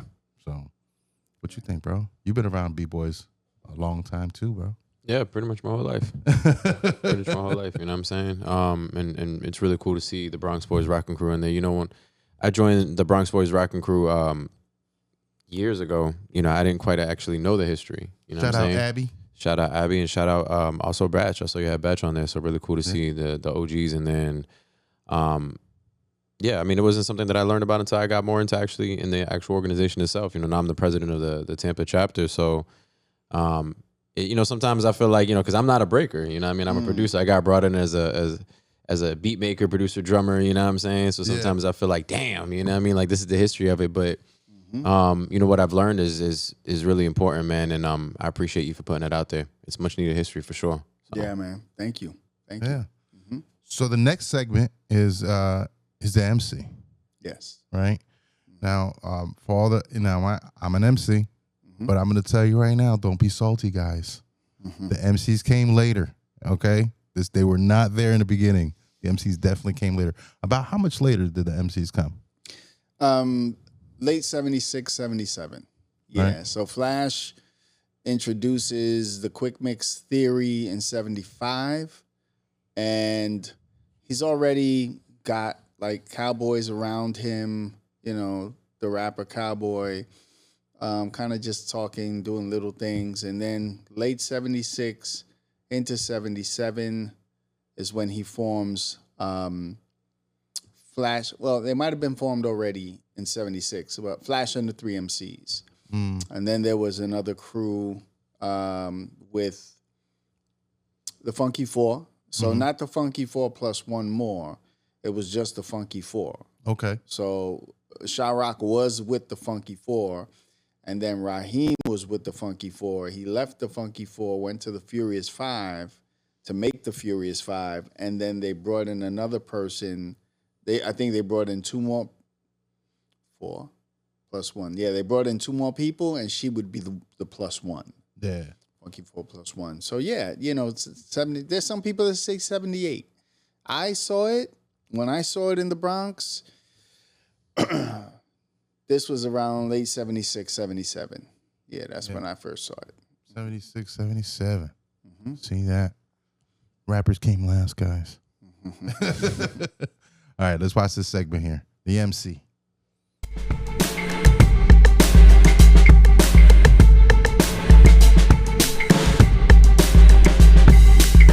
So now we get to the MCs, like the voice of the city, the voice of the culture, which doesn't begin until 76, 77. But now, before we even get into that, I want to show you some examples of people that they claim were MCs before the MCs in the Bronx. Yeah, he the cold swing. Just about ready to do that thing. I don't want no tears, I don't want no lies. Above all, I don't want no alibis. This judge is hip, and that ain't all. He'll give you time if you're big or small. Fall in line, or this coat is neat. Peace, brother. Pick up the gun, pick up the gun. Everyone shout and be shot. Fab Five Freddy told me everybody's fly. DJ spinning, I said, my, Flash is fast, Flash is cool. Francois, c'est pas, Flash ain't no do. And you don't stop, shoot a shot. Go out to the parking lot, and you get in your car and drive real far. And you drive all night, and then you see a light, and it comes right down and lands on the ground. And out comes the man from Mars. And you try to run, but he's got a gun. And he shoots you dead, and he eats your head. And then you're in the man from Mars. You go out at night, eating cars, you eat Cadillacs, Lincolns too, Mercuries and Subaru. And you don't stop, you keep on eating cars. Then, when there's no more cars, you go out at night and eat up bars where the people meet. Face to face, it's cheek to cheek, 1 to 1. So we heard probably one of the most famous of the examples that people want to give is Pig Meat Markham. A couple of songs, and he did a couple of more. He does a lot of comedy stuff. He's like a comedian. But what's important to understand is that even after the real MCs come out, there have always been people who have been rhymers. Okay, and so we're gonna give you a couple of more examples of rhymers even after the MCs come out. Check this out. All right, y'all. Here we go. You just clap your hands and you stomp your feet, cause you're listening to the sound of the show shot beat. I'm the K-I-N-G, the T-I-M, King Tim the Third, and I am him, just me, Fat and the crew. We're doing it all just for you. We're strong as an ox and tall as a tree. We can rock it so viciously. We throw the highs in your eyes, the bass in your face. We're the funk machines that rock the human race. Skate down, boogie shot. Come on, girl, let's do the rock. Dance, everybody, just clap your hands. I said we're here to do what we wanna do for all you rockin' fans. Let's go to work, let's go berserk. You hear a new rhyme every day, but my rap is good in my neighborhood, and I say it just this way.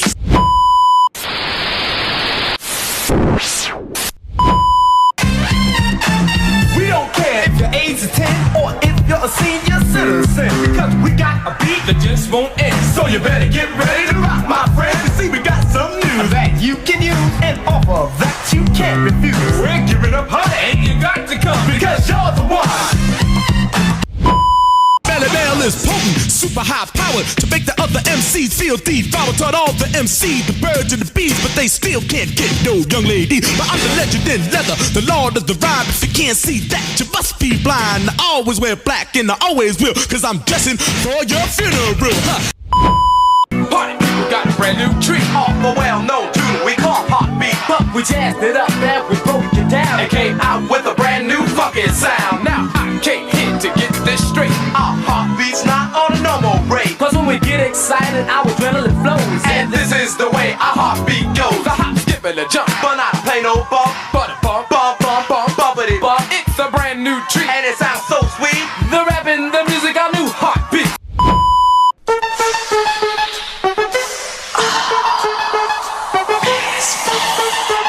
But I'll be back for more. They hear D.O.B.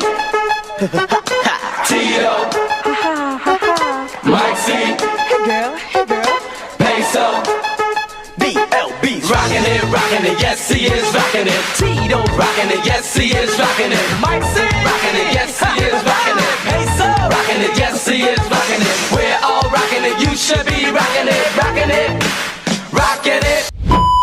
We're the disco king, call Mean Machine. Rapping to the river with the greatest of ease. Well, my nigga should be rocking up back to back, and I owe your mama see this work to bone out your back. Girl, I'm a Mr. Chic and you'll be amazed, cause my rap is real sharp like a razor blade. Well, my name is Julio and I'm on the go, and together we do it in stereo.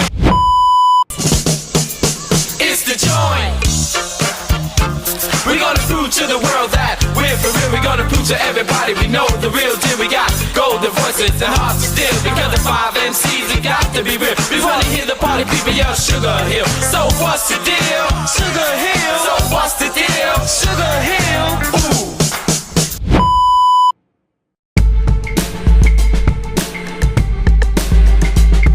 So what's important to understand is that there is a difference between the breaks that the B-boys used.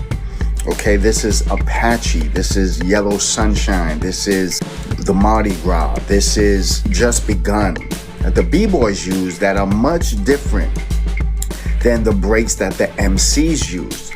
The MCs don't come until 76, 77. Okay, and Grandmaster Flash is the one that sort of has to set the stage for the MCs, and he hasn't done that yet with the quick mix theory. In fact, let's listen to what he says regarding that. Because you got to understand, during this time period, talking to the beat of music did not exist yet. Right. Not yet. I hadn't perfected the quick mix theory yet, where the body of music was a bed for a human being to speak on. I was still in the perfecting aspect of it during this period of time. So we can see that the MCs now would have their own set of breaks. Now, let's be clear. These breaks were interchangeable. Like the B-boys could break to Apache, but the MCs could also MC to Apache. So a lot of these breaks were interchangeable, right?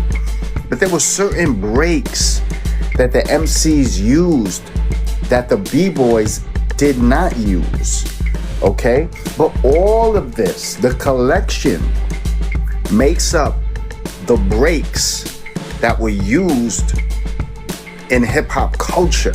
It's important to understand that. Let's take a listen to some of the breaks that were used by the MCs. Check this out.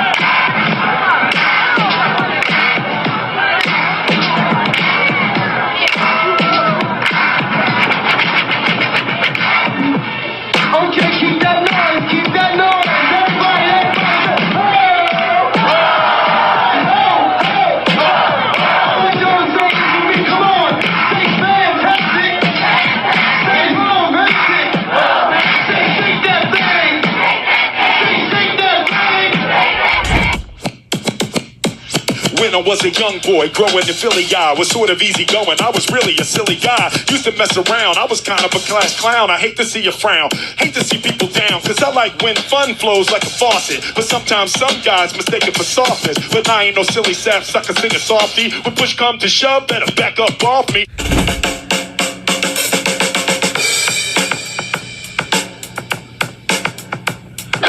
John the Fox.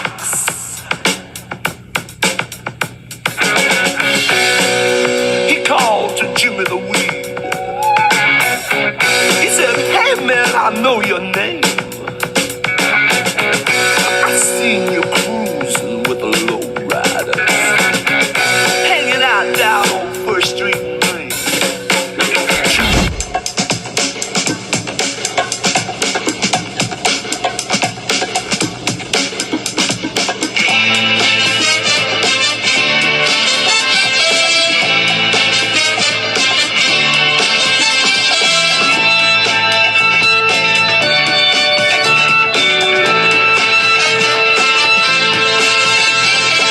Rock and roll. Look at that. You know what I'm saying? Look at the hand movement. I want you to see the hand movement. That's all I want you to see. Watch the finesse.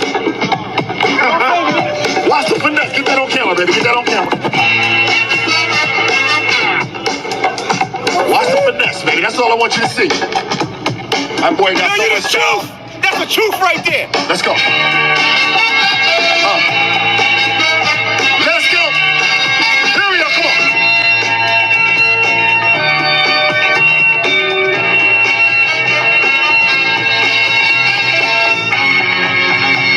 You know what I'm saying? That's not like you said, like this a bit, right? He's going back and forth. You hear him?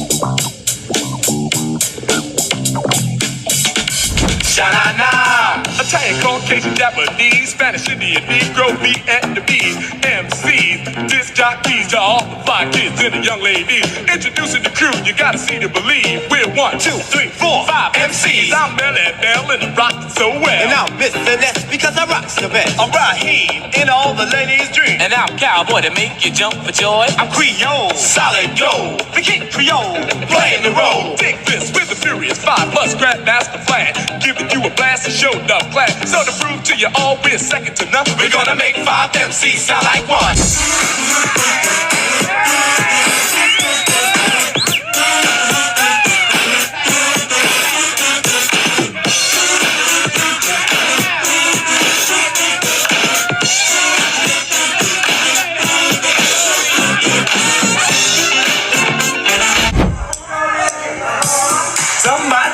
Somebody, if you want to party, say party.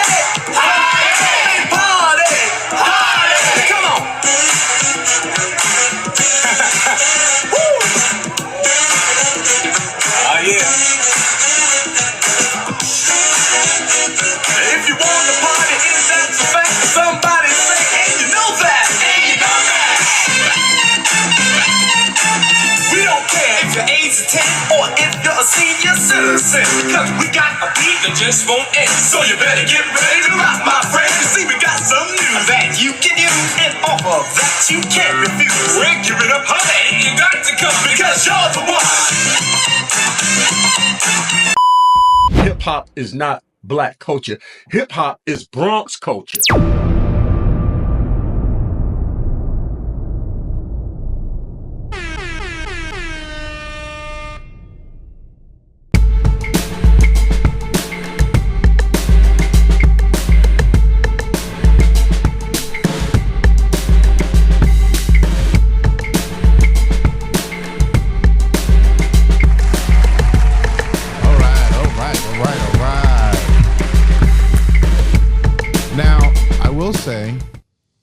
I noticed, sir, that we left out the writing, the graffiti, right? Mm-hmm. And I know we spoke about this before, but I want to give you the opportunity to kind of explain that, because some people probably will ask that question.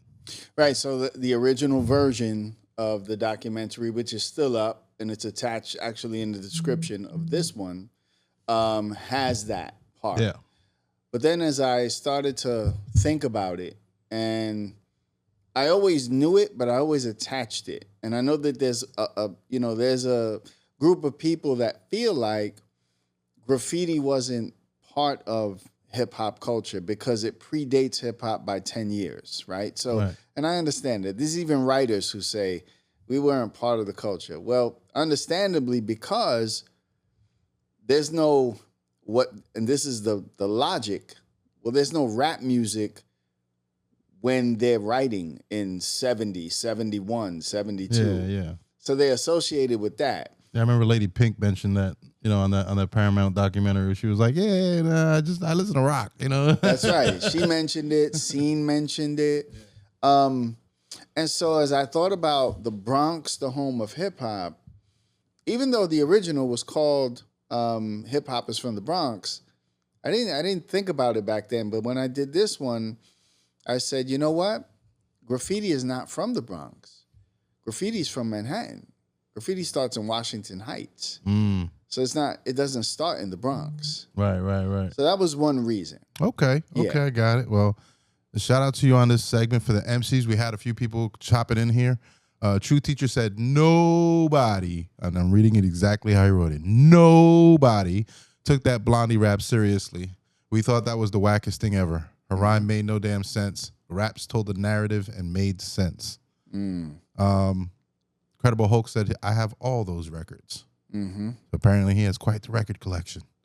The Zulu King Scheme in the building. Peace, El Prez, E-Man, and King Soul enjoying this, fam. Appreciate you, King. Peace.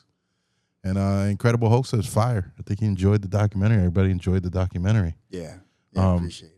Now, as far as MCs go, I do want to talk a little bit about this segment, right?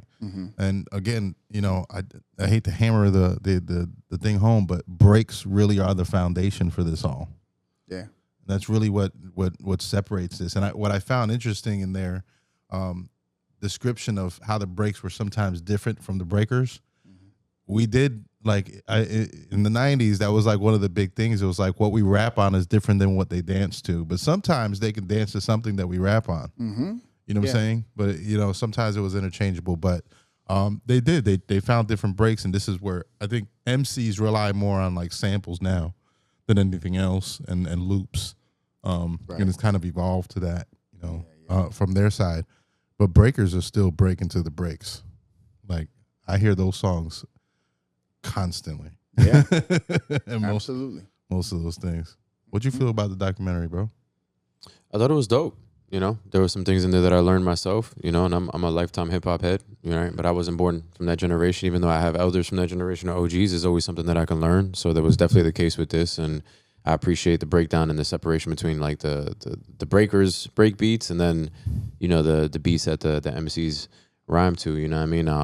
I could definitely hear the distinction as a drummer. So for me, at the end of the day, it always comes down to the drums, man. And almost everything that I'm into, all the genres of music that I'm into, it's always the drums that typically carry the most weight, and it seems to be the case with hip hop. You know what I'm saying, with the break beats, you know, and the drums that you're hearing in those records. So it's really dope to basically see that portrayed in this, and you know, it's really cool to see all the different influences that hip hop had. You know what I'm saying, New York really was that melting pot. You know what I mean, and it reflects in the Bronx. You know what I mean? So I think you put that together well. I also learned a little bit about the graffiti thing you were just talking about. I was wondering about the graffiti, but I'm glad you broke it down. So that makes sense, especially considering TBB started off as a writing crew, right? Right. So I think that's important for people to know. So I appreciate it, man. Salute to you. There's really a lot of gems, and you know, it was really enjoyable. It's a topic that I love, so it's dear to my heart. Appreciate that, man. Appreciate that. I had a question come in. Ask him if Chase ever DJ'd for the Furious 5. Yes. Yeah? Yeah. So he did apparently for a stint. Yeah. the story goes, and obviously Chase can tell the story. Yeah. I asked Raheem actually about this, and Raheem told me there was something going on with the 5 and Flash, and Flash stepped away, and they brought in Chase. And I asked Raheem, I said, why Chase? I'm thinking he's going to, and he's like, as far as we were concerned, he was up there with Flash. He was a dope DJ. That's what they did, period. He was just a dope DJ. And I don't know how long that was, but yeah, he definitely did. He's still a dope DJ too. Yeah. That's right. Yeah, he be DJing around here. You know what I'm saying? That's part of the squad. It's part of the fam. So shout out to Charlie Chase, DJ Charlie Chase. Yes, sir. Over there. Man, this is dope, man. I appreciate you taking the time to share this with us, to share this with the audience here. If you guys want to see the whole thing uninterrupted, how do you say it? Hopology NYC? Mm-hmm. Hopology NYC. Yep. Yeah, and you guys can go to YouTube at Hopology NYC. You can see it there, uninterrupted. Definitely support, subscribe. You know, give Dr. Colon some plays here. You know what I'm saying? Yeah. Some subscribers and some support. I appreciate what you're doing, man. Not a lot of people are trying to take care of the history and the story of this culture before the people pass, and we're not that far off. Yeah. We've already lost quite a few. Yeah. Speaking of that, man, and that elder that I mentioned earlier, Cleo Silvers, you know, I'm working on a legacy project of hers and helping raise funds for her family, and I'm working with some Panthers out of New York. And that, so I feel like she's in the room in this conversation. You know what I mean? Her and I were talking about hip hop and talking about a lot of the social issues that drove and the conditions that drove a lot of what was going on at the time, and you know, connecting it to hip hop, because a lot of that is connected. So this felt like a little bit of healing. I ain't gonna lie, a little bit of healing. You feel me? I know that she's in here, and she's a part of this discussion. So I appreciate it, man. Like I said, you know, and I look forward to hearing more or seeing more. You know what I mean? Whatever else you put out there. Absolutely, bro. Appreciate it, man. Are you subscribed to the channel? I believe I am. Yeah. Yeah. So I should be. Putting out some stuff. Book is coming out December 25th. What's it gonna be called? Hip Hop History, Origins, and Elements. Yeah.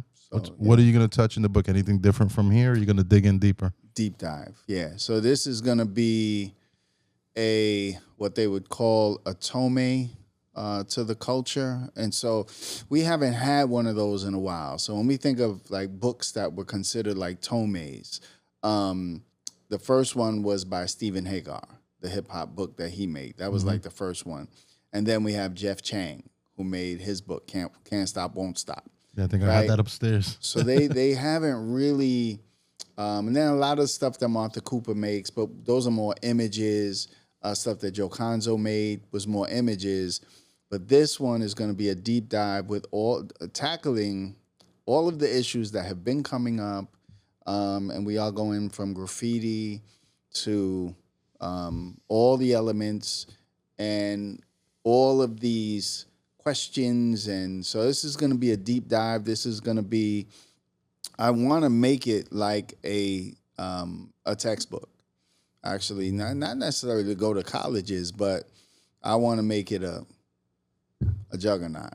Yeah, so I've been working on it. That's so dope. That's dope. Just typing. Yeah. Well, we're looking forward to it. We'll make sure that we share it. You got some Zulu King Seam said, word, dope journey in hip hop. Respect King Soul and the Black Market TV Familia.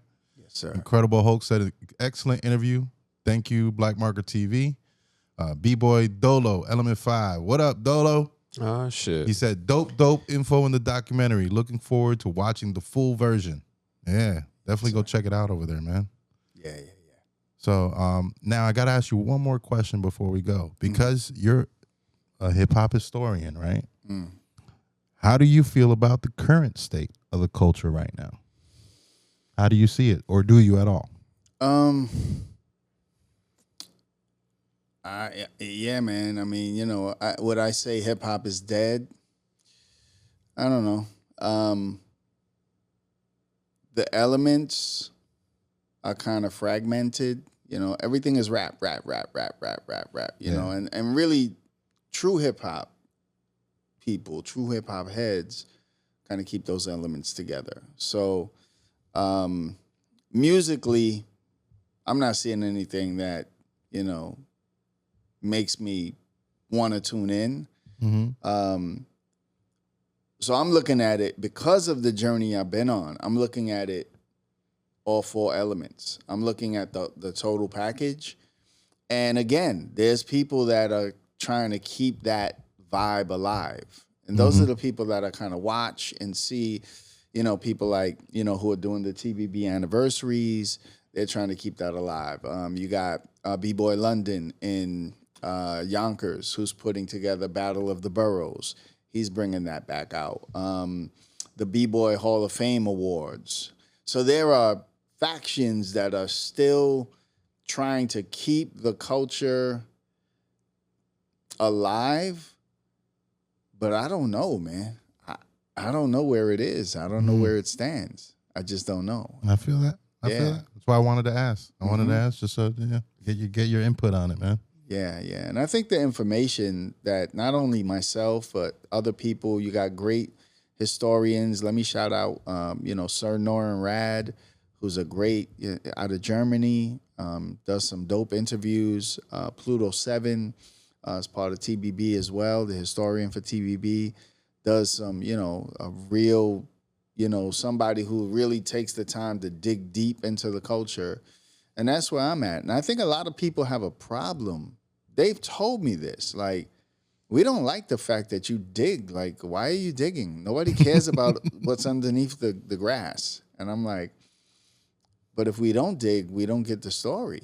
So, right. Got to get the story. Got to get the story, guys. We don't know where we're going unless we know where we came from, man. That's right. So. Facts. All right, man. Well, I appreciate your time here, man. I think we are at like 2 hours and change here. I thank you, everybody that locked in on the chat and stayed the whole time. I mean, that's pretty dope. So that's love. We out here, blackmarker.tv. Y'all make sure y'all share the channels, like them at blackmarker.tv, blackmarker.tv on the site right now. If you want to sign up on the form below, you'll get all the updates of the events and live streams we do. We do live music reviews. We do things like this that contribute to the culture here. So appreciate your time, man. Shout out to you, bro. Appreciate you. Appreciate, you know, the people that support what I do. Appreciate Scheme. Brother, you like the president, bro. Nobody can get in touch with you. You need to call me back.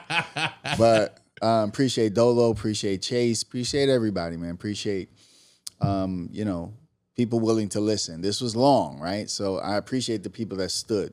Yeah, it's a big deal, bro. So, all right, man. Yeah, man. Hopology NYC. Y'all make sure y'all follow them, all right? Peace.